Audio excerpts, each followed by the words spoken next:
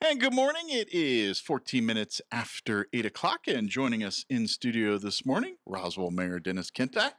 Morning, sir. Good morning. You caught me texting my wife saying, I'm on now. I'm on now. On right now. She got a new music reception radio thing for Christmas. So she could okay. tune in and listen. Okay. And they critique your performance afterwards? Yeah, that's one of the things she could do. Or she could just say, dear, you were great. That's and right. Build the ego up. There you go. Pump you up.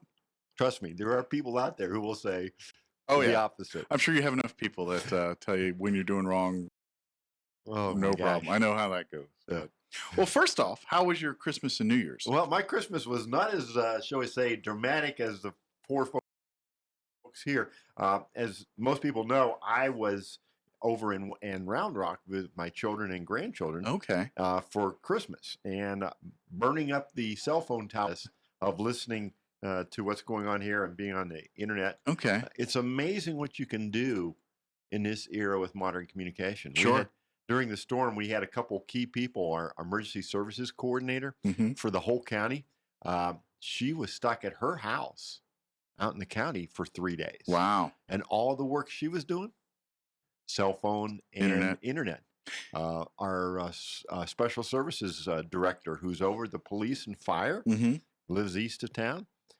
Same thing. He couldn't get out of his driveway for 2 days, and he's doing everything by cell phone and internet. So it's an interesting and impressive change we see now with the ability to communicate and interact, even though you're 10 miles or 500 miles away. Yeah, and also another thing, speaking of that, is because that was one thing I was expecting with when the word of the storm coming in. I was worried, about power outages and internet, cable TVs, all that stuff going down, and none of that happened. I mean, I think we had like one day of a little bit of flickering power at one end of town, but it was like an hour, and they were on it and got it fixed. Yes. And so power was never a problem. So heat and issues, things like that for people wasn't a problem.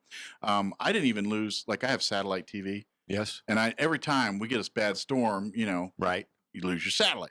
Not once. I think the wind helped there. I kept it off the dish, but I didn't lose satellite. I didn't lose internet. I didn't lose anything. And I was pleasantly surprised on that side of things. We did have a water line break in the middle of that thing. And our guys from Public Works had to go out and deal with that. And that's horrid. Right. And there was a gas line break actually down at the Coca-Cola warehouse.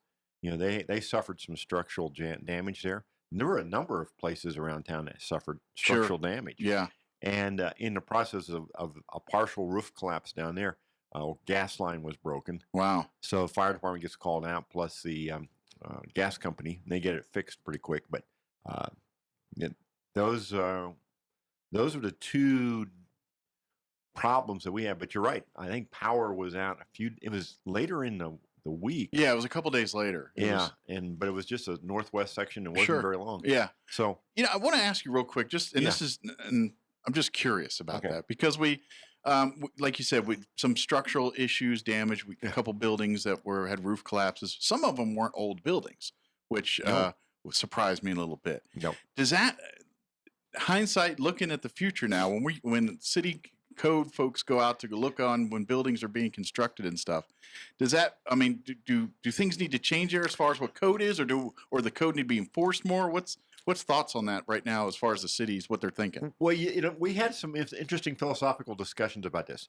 I think the most prominent structures that we know of are the Coca-Cola building. Right. The bus plant down at the airport suffered some major structural losses. The Honda showroom and office, everybody has seen those pictures. Sure. The Toyota garage has a buckling there. The Tascosa, those office poor folks, right here on Main Street. A Diamond Shamrock there on Second. Diamond Shamrock. The interesting question is, and we have to be careful where we go here because it's very preliminary, these appear to be steel structures. Now, steel structures are fine.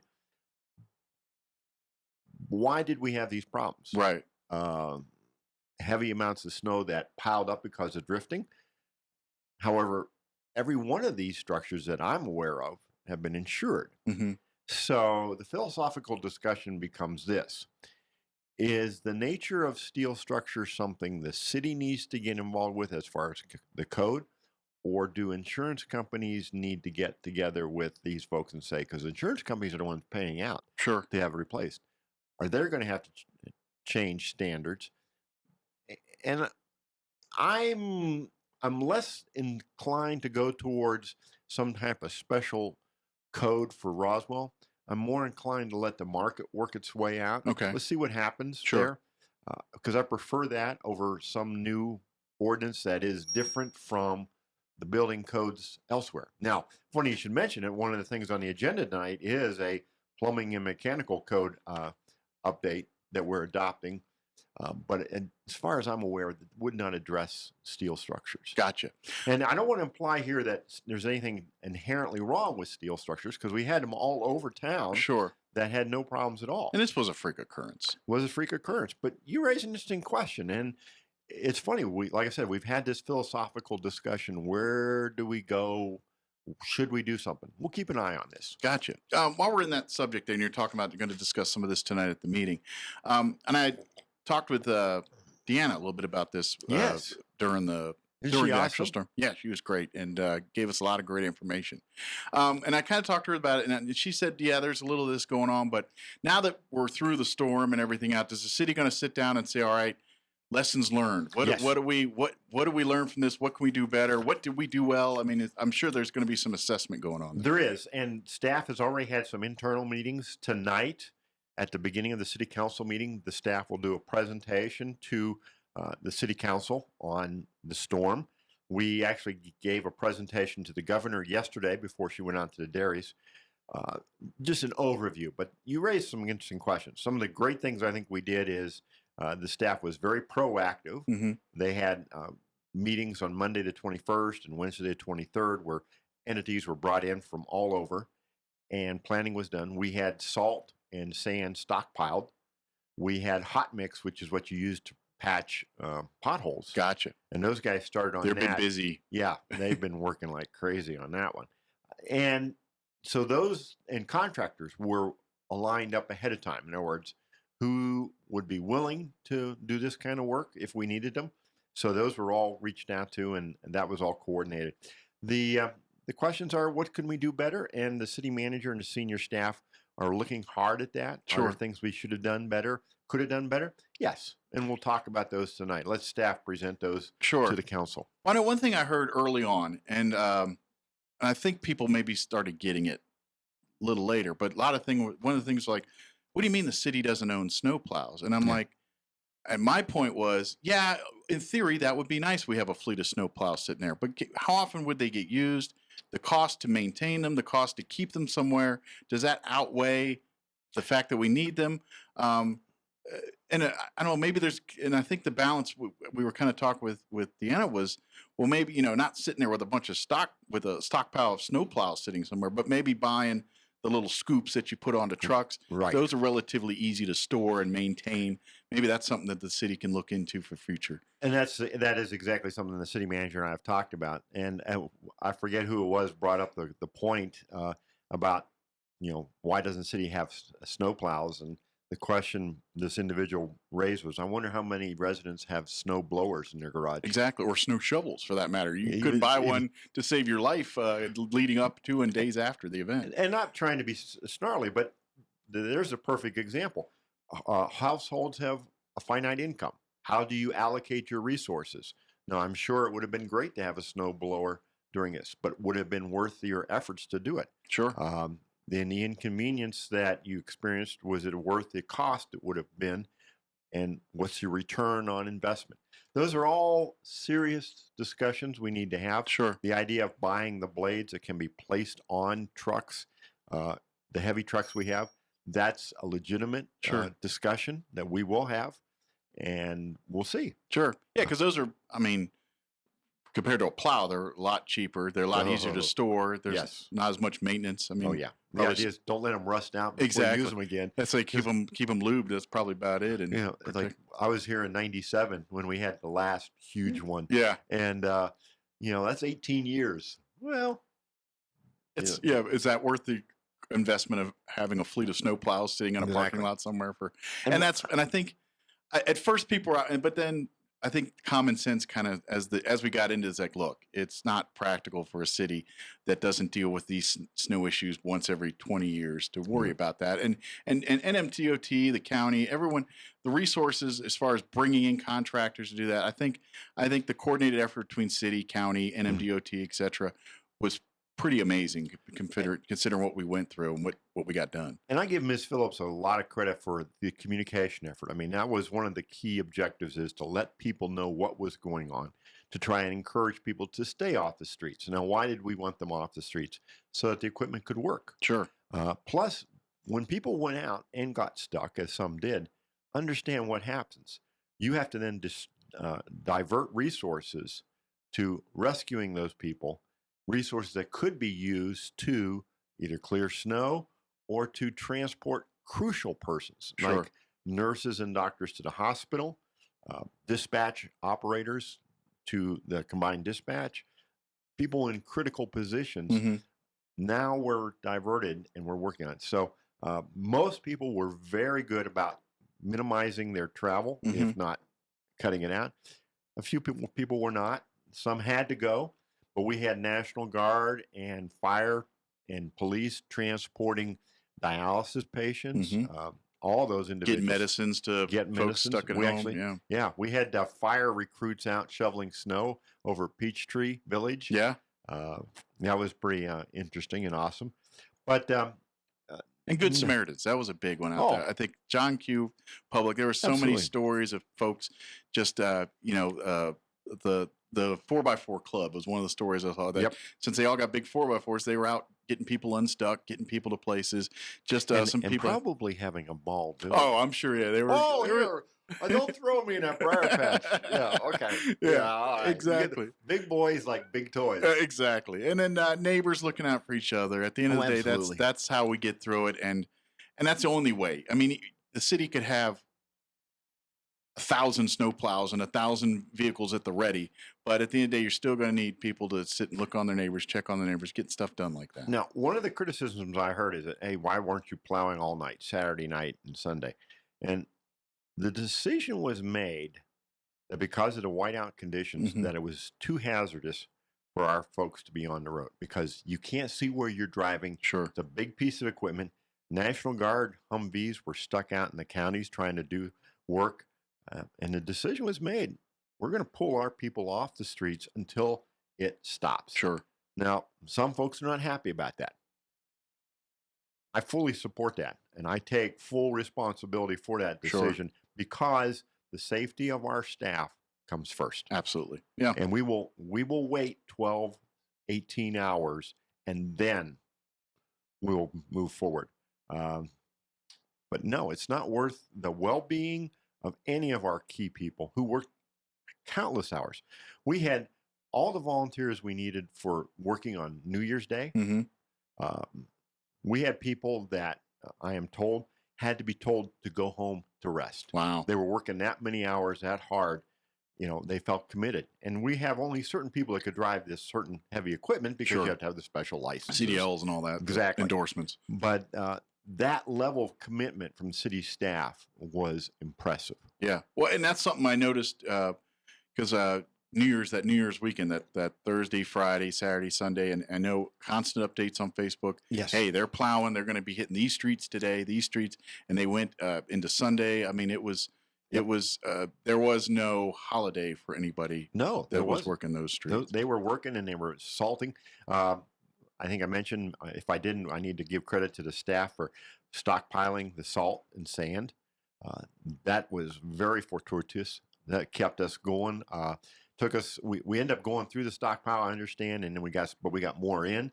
But we had the what we needed to try and deal with this. Sure. I mean, overall, I thought the city, everybody involved, it did the best we could do, and I think at the end there was, there's always tragedy in some of these situations, but how much that's avoidable, how much of it isn't, I mean, who's to say? And I think to show the severity of the storm, one only needs to look at the destruction done to the structures we first talked about. Sure. And we haven't even touched on how this impacted the dairies. Oh, I mean, how many cows were killed, the milk long-term had to be effects. dumped Yeah. because they couldn't get to Leprino. I was on the phone with the general manager from Leprino on Sunday. They were looking at going into what they call a controlled shutdown because milk couldn't get there. They couldn't get people in, but you can't just turn it off. They've got to keep the equipment clean. Sure. All that. That was a major effort on their part. And then to try and bring it back up, that was, outside the city, but we were working with them as best we could. Behind the scenes stuff people don't really realize. And I know the ag secretary for New Mexico was here last week. And then he was here yesterday too. Yesterday as well with the governor. Good deal. Well, we kind of skirted over that. What the governor was it snow related stuff? Yeah, mostly, what happened is her staff had reached out to us early in the week saying she would be here on Wednesday. Well, this is Thursday, right? Yes, it is. Okay. I keep thinking it's Friday every once in a while, but it is heck Thursday. Is that all about? Why can't I keep this straight? It was early in the week, and so yesterday, she was coming down and coming to City Hall first before she went out to the dairies. We had a presentation prepared by the staff that I briefed the governor on the details of this. By the way, with the amount of snow we removed in the city, you'll love this. I didn't come up with this. I got to give you credit to probably Ms. Phillips. The equivalent of 3,700 blue whales. Oh, wow. The largest living creature on the face of the earth. That they had to, when they beach, they have to blow up to get out to the beach. And here's the other thing about in the city versus the rural areas. And you plow a county road, you just push it off into bar ditch, right? Right. Here, not so simple. Not so simple. I mean, where do you put the snow? You can push it off to the side, but then you got other issues. So a lot of it was front end loaders and trucks. And this continued well into the week after New Year's. But we briefed the governor. She had with her one of her deputy chief of staff, the secretary for the Department of Homeland Security, and the cabinet secretary for agriculture to talk about this. An emergency was declared by the governor, by the county. Tonight we will have a resolution to declare this also an emergency. Okay. The reasons we go through all this is to seek reimbursement for the expenses we paid out. Sure. We're looking to get 75% of the overtime and contractor costs that we incurred. We'll still have to cover out of our budget 25%, but the idea is that the FEMA will come forward with the funds. Gotcha. Okay. The dairies, lots of other issues out there. That's why the ag secretary is here, and Homeland Security is trying to work with them as well. Okay. But is there federal help for some of those branches? Yes, there is. We're looking at getting above a certain dollar threshold for losses. Okay. And we should be there. We'll see. But that's going to be a huge help for us. Sure. And but it's like any other government entity, got the red tape to cut through first. Yes, there is that. So it may be, more to come as far as when it's coming and how it's coming through as it travels through the pipeline of muck to get to it. But absolutely. Good deal. So obviously we're going to talk about a lot of that tonight here, the assessment at the beginning there. What's some other highlights on the agenda we want to make sure folks know about? Oh, goody. We're going to talk about changes to our animal control ordinance. And as many people know, we have a 7-day hold for animals that we recently authorized a 2-day extension for certain cases where rescue groups were unable to get here. We're looking at some changes. The management there has been more successful with the extended hours and open during lunchtime and on the weekends to adopt out or return. So the driving factor has always been space. We've got to have space at animal control to put the critters in the cages. Right. And you can't use all the cages for all, because some of them are designated for cats, some for dogs, some for feral cats, some for puppies, some for kittens. Just can't put an animal to a cage. And you can't always and you can very rarely put multiple animals in the same cage. Say you have a mother cat and a litter that somebody abandons, you could put them in a cage together. Okay. But once they get beyond a certain point, you're going to have to separate them so bad things don't happen. But the staff there has, they've gotten a lot of beat up in the media, social media. They've been working very hard, and we're actually in a better shape. So now the question becomes, can we loosen those requirements and do a little more discretion? We're going to talk about that tonight. We're going to have a proposed change to the ordinance that's on the agenda. We're going to be debating it. We're going to get public input. But I ask people to understand that the driving factor is we have to have space in the kennel to hold animals that are brought in. And we have an incredible number of animals that come here. Many people point out, rightly so, that this is really a spading and neutering problem. Mm-hmm. And if people were more responsible as pet owners, then we wouldn't have to do as much euthanasia as we have. We've reduced that significantly. Good. But it's still a challenge. Sure. Absolutely. And I know that's part of the reason why when you do adopt from the pound or Humane Society, there's those, yes, you've got to get the spayed neuters before they turn them over to you. And one of the things that they've adopted is we now, you pick out an animal, you say who your vet is going to be to do the spading or neutering, and the animal control people take the animal to the vet. Yeah. You don't get the animal. You just don't say, oh, I'm going to take him there. Yeah, I'm going to take it over there. Okay. I promise. Right. Oh, the animal got away. The dog got away. Yeah. Really? Yeah. The dog ate my homework. Yeah. Okay. Right. We've had that happen before. Oh, I'm sure. Sure. It's I'm sure you've seen a lot of fast ones out there, but yeah, it's so. I mean, that's the thing of it. And at the end of the day, for all these people that were talking, and I think everyone's got a soft spot somewhere for pets and things. But sure. At the end of the day, spay and neuter. You do that, a lot of these problems do get diminished significantly. So. And I'm looking here. The rest of us we got some in the weed stuff, which counselors just love. No, I'm just kidding you. It's interesting because you have to pay attention to it. Most of it has to do with some budget adjustments stuff, dealing with how we're paying for the new parking lot for the convention center, which is on hold right now because of the snowstorm. Yeah, but they were moving like crazy right up till Christmas. And I was told they wanted to get all their concrete poured before the Christmas break. Didn't quite make it. Not quite there, huh? Yeah, now they got to wait for the snow to melt, the stuff to dry out. But we're going to look at that. That's going to be one of them. Okay. We're going to have some other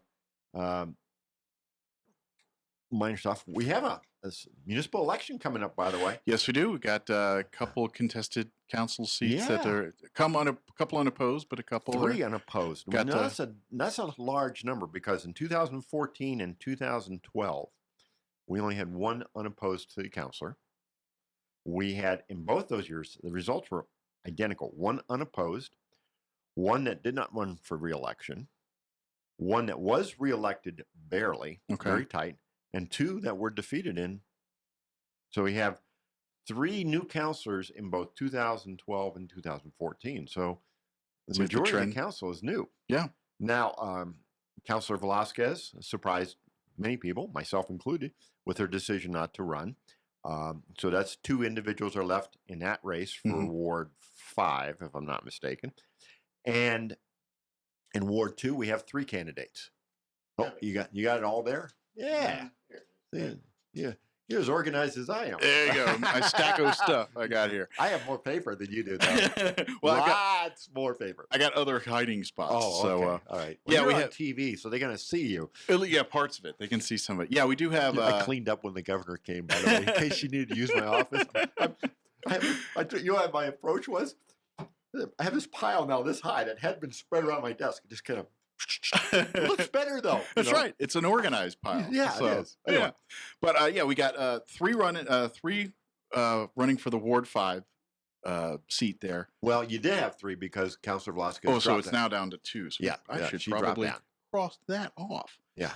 We do have 3 running in Ward 2. Yes. And then unopposed in Ward 4, Ward 3, and Ward 1. And then we have that was a surprise to me that there was that many unopposed. And then, of course, we have 3 candidates for municipal court judge. Yes, including the incumbent. So. Yeah, Mr. Judge Mallion. Yes. Seeking, do you call it re-election? Not really. Anyway, but because he wasn't elected before, but you're electing him, he's a anyway. So Judge Mallion, and then it'll be an interesting. And then what we plan to do here is we're going to reach out to all of the candidates, invite them on, to give them each their own little forum and just introduce themselves and talk about what they're about. And then I know we're talking with the folks at the college. They're going to do something in February, and we're trying to partner up, work with them about that too. So I know Leadership Roswell also does a forum too. And I think that's part of the thing with the college. So I think it's all tied together. But ask them about budget stuff. I'm a little concerned still about gross receipts tax revenue. Okay. And, the council and the mayor we don't truly get in the weeds, or we should not get into weeds operating of the city. We have a city manager and staff for that. But we are very responsible. We are responsible for the issues of what are the priorities. Those are higher level and consequently more challenging issues. Sure. So if we have revenue shortfall, what do? Do we reduce services? If so, which ones? Do we increase taxes? If so, how much? Those are the kind of questions the council is going to have to wrestle with. Sure. And so I would encourage you to hit all those candidates up. I'm not looking for a magic answer, and I don't think there's a quote necessarily a good answer, but I think the voters need to hear what the position is of the various candidates, so the voters can decide. I agree with this philosophy. I disagree with that. Exactly. And that's what I want to offer each candidate. Come out here and give us your philosophy on why you're running and what do you want to do, what you hope to do from, your office there. Yeah. Speaking of that real quick, we were talking about the funding from the money it's going to cost to pay for all this stuff. Right. I know some of it, like you said, we're going to get from FEMA, but do you anticipate that? I know we always have, which I guess the rainy day fund or snowy day fund in this case, where there's that money there. As far as the cost, the cover the cost for paying for the cleanup and all that, is that going to affect the budget in a big way down the road, or do we kind of we're running right now about $900,000 below our budget estimates for this fiscal year. Fiscal year starts July 1. We're through the first 6 months and we're down $900,000 from where we had hoped to be on gross receipts tax. Now, as you are aware, the city manager was very proactive about this. We started being a selective hiring freeze. We've done some other changes in how we handle stuff, deferred some things. And we've looked at some cost savings in other areas of the city. We also, at the end of FY15, put an additional $1 million into our reserves. Gotcha. So at this point, the belt got tightened. We should be okay. But we're going to have to do a budget for fiscal year 17, which starts this July. Sure. The staff will start doing serious budget planning next month. Actually, some of them have done preliminary work now, but next month. We will have a 2-day workshop for the council, probably the 11th and 12th. I think that's a Friday and Saturday in March after the election. Okay. So that the new councilors can be, there'll be at least one new one, can be brought up to speed, and staff as a whole can be briefed on overall budget stuff and where we're at city-wise. But my concern is, does this drop in revenue continue? We'll see. Oil, gas, things like there's those factors. Well, here's another interesting. A gross receipts tax, that's sales tax, right? This year, I understand from reading in the media, is that there was more e-commerce than brick and mortar commerce. Now, we get nothing if you go on Amazon.com and order something. City gets nothing. You walk over here to Stellar Coffee and you get something, and Ms. Baker pays us our gross receipts tax. Yeah. But it's, we talk about this like when I have the Main Street folks in or the chamber in, and my numbers might be off a little bit, but from what we understand, like when you shop in a mom and pop place, like 70 cents of every dollar goes back to the city. Yeah. If you shop at like the big box stores, like 30 cents out of every dollar goes back to the city. And then when you shop online, 0 of that goes back to the city. So that's why you hear shop local, shop local. That's right. That's the reason why, because that provides us to have better things for the city. But the reality is, as we all know this, it's very convenient. You have more selection Sure. to go online. Some states have adopted taxes on e-commerce or internet. I'm struggling with that because I have real aversions to increasing taxes.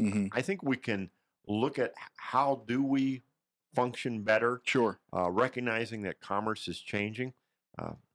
We'll see. We'll see what the state does. The city can do nothing on its own. The state will either do something or not. Sure.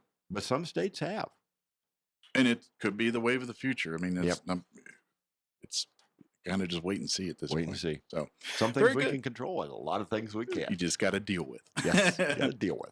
Very good. Well, Mayor, appreciate you coming in and talking with us today. And tomorrow at 7:35. Mama Tucker Friday. Yes, right. And I got this Post-it note on my mirror so I don't screw up again.